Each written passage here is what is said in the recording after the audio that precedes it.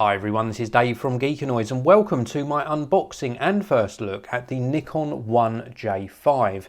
This is Nikon's interchangeable lens mirrorless camera series, and they come in various versions. This is the very latest J5, and it seems with every iteration of the Nikon 1 series cameras we get better specifications, more features, and it really is shaping up to be a fantastic option if you want a small, capable, compact, interchangeable lens camera. Now this is the zoom lens kit, so we get the body of the camera plus the Nikon VR 10 to 30mm f3.5 to 5.6 PD zoom. It's available in different colours. I'm assuming I've got the black and silver colour here. It's a 20.8 megapixel camera. It's capable of 20 frames per second continuous shooting. It's got Wi-Fi and NFC, 180 degree tilting touchscreen, which has actually got a 1 million dot resolution. And also this is capable of capturing 4K video. So it do 1080p video, but it also do 4K video at up to 15 frames per second. That's amazing for a tiny camera like this. So we've got some warranty information inside the box. We've also got the user manual, and this just guides you through getting up and running all of the various controls. So nice that we get a printed manual to get us up and running. Then we have got the contents itself, which is segmented really nicely inside the box. So nice presentation. So let's have a look and see what we get. So in this first section here, we have got an adapter plug. So we've obviously got a charger inside the box. This is a 3-pin UK adapter plug that's going to snap onto that charger. We have got a Nikon 1 shoulder strap. I don't tend to use any of the shoulder straps that come with the cameras, but at least there's one included for those that want to use it. Then we've got the actual charging brick for the battery. So you charge the battery outside of the camera in the Nikon 1 series. Battery goes in here. This comes out, so we've got a 2-pin type connector already for if you're in a country that supports that. I think this is a USA connector, or indeed you just snap that adapter plate on and it converts it to a 3-pin charger. Multi-voltage, so it'll work in any country. And then we have got a micro USB to full-size USB cable inside the box. We have got the battery. So this battery is an ENEL24 850 milliamp hour 6.2 watt hour battery to power the camera. And as I mentioned, this charges inside the battery charger, just clicks into place like so to charge. That's it in that back compartment. Front compartment contains the lens. This is a tiny lens. Wow, that is small. Awesome looking lens though. So 10 to 30 millimeters.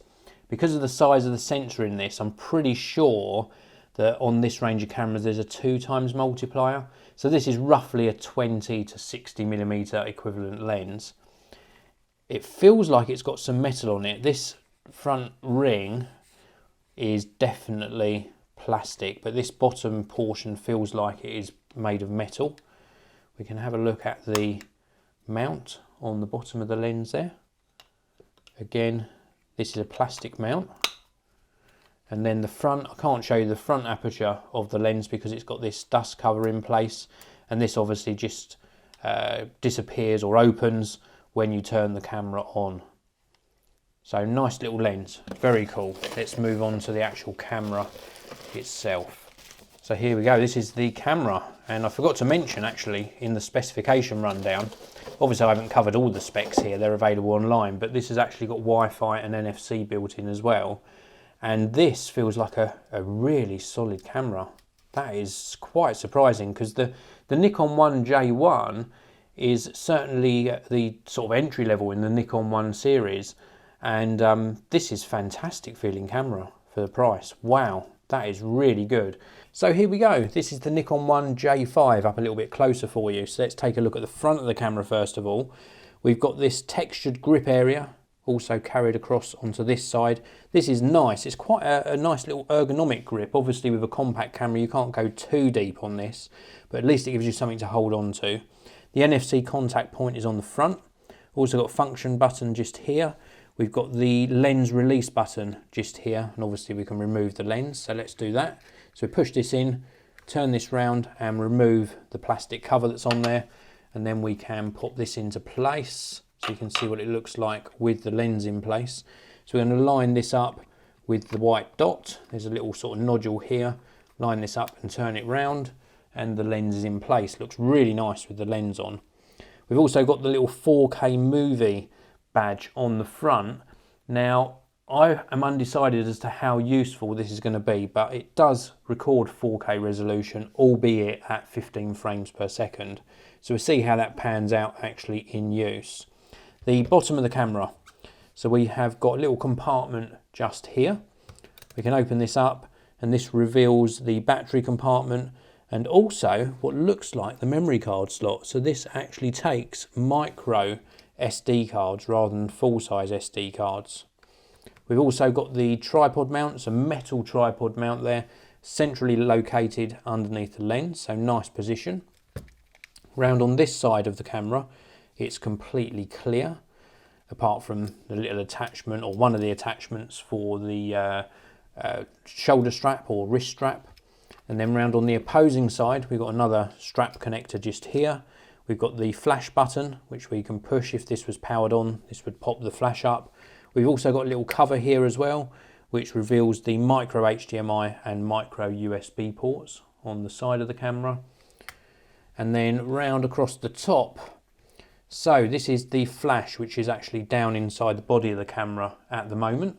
We've also got two little pinhole microphones, so a stereo array of microphones. I prefer them when they're actually placed on the front of the camera, because if I'm taking video of myself, then they're protected from the elements, so you don't get quite so much wind noise. But we'll see how that works when we're actually capturing video. We've also got the mode dial, and this is the little sort of indicator that you line up with which mode you're in. So there's like an automatic mode, program mode, shutter and aperture priority, manual, and then various other modes around the rest of the dial. We've also got the shutter button just here, and then we've also got the on-off switch, and it looks like it's a spring-loaded on-off switch, so you sort of push it down to turn the camera on, it springs into action, and the switch always returns to the same position. We've also got another dial just here. This is really nice. So we've got another dial here for making changes, and in the center of this dial we've got the record button for recording video. This looks like this acts as a zoom as well, and it's got a ratchet mechanism to it as well, so I'm not sure if that's going to be a smooth zoom when using this dial. We've also got, of course, control on the lens, which I'm assuming can be used for zooming in and out, which it can. It's indicated just here. So very, very nice overall control system. And then round the back, this is where all of the other controls are, and of course the screen. So we've got a little thumb area here for resting your thumb whilst you're holding the camera. We've got a playback button, we've got a menu button, we've got another rotary dial, four-way rocker control as well. We've also got an OK button in the middle, Wi-Fi button, and then in the bottom right hand corner a little trash can. And then this is the screen. So this screen actually rotates round. So let me show you this side on. So we can have this angled like so, or we can angle it like so, or indeed we can flip it all the way around so it's front facing for that all important selfie mode, or for indeed capturing video of oneself. So brilliant that we've got a fully sort of tiltable screen, not fully articulating, but at least we've got that 180-degree action. Now also, it does come down to this angle as well, so it comes out the back of the camera on this quite long sort of metal plate, so you can use it for capturing sort of low level and high level videos and photos as well. Very, very unique tilting screen this. So this is the sort of the most that it comes down, so it comes down to this sort of angle. It doesn't come down any further than that, but a really nice sort of articulating screen. I like the way they've done that. I would say be very, very careful with this not to knock it, and obviously don't drop it whilst the screen is out in this particular position. It's quite sort of vulnerable when it's out in that position, but very cool. Nice looking articulations of the screen there. So this has purely been my unboxing and first look of the Nikon 1J5. I will of course be bringing you a full review of this camera, including some photo and video samples, so please do subscribe to the channel so you don't miss out on that. Please do let me know what you think as well of both the video and of course this camera. I think it looks very, very interesting indeed. I'm really keen to test out the 4K movie capability of this as well. Thank you very much for watching. As always, please do hit like on this video, please do subscribe, and I'll see you all in the next video.